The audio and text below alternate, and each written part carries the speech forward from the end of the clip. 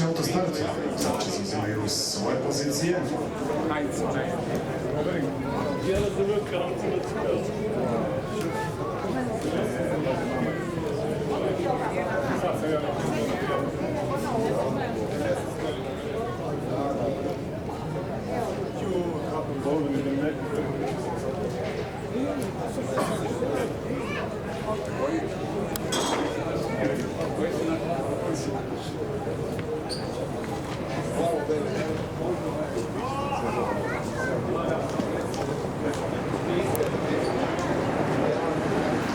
Puštena je trka, puštena je druga današnjih programa.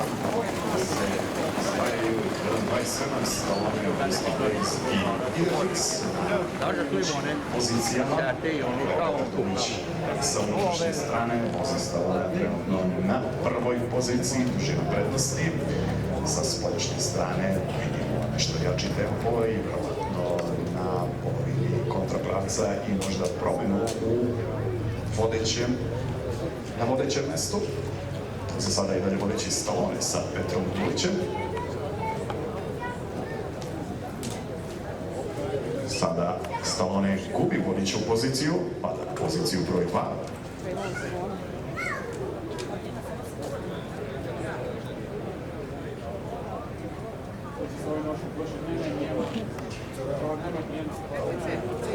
Idefix sa brojem 7 je trenutno vodeći, ali vidimo veliku gužvu na ovoj drugoj krivini i borbu za vodeću poziciju, do koje dolazi Patrik DS sa Vučem Dulićem, sa spoljašnje strane Patrik, koji je bio poslednji u ovom startnom redu i ima poslednju startnu poziciju. Evo već nakon jednog kruga sada izjednačen na prvoj poziciji, možda i vodeći za nekoliko centimetara, vidjet će nekako možda ovdje ispred sudijske tribine.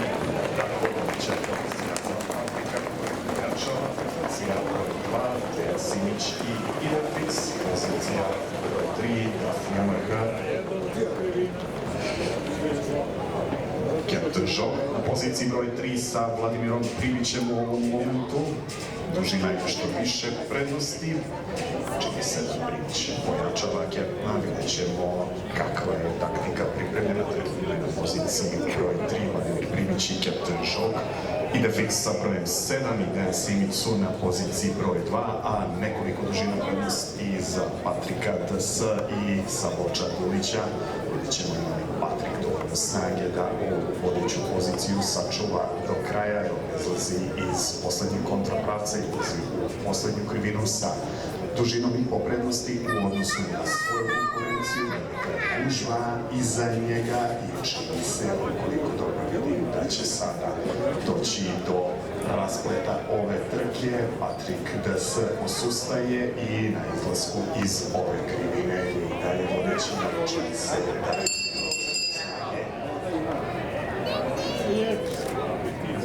Oporena za galop, za kako će se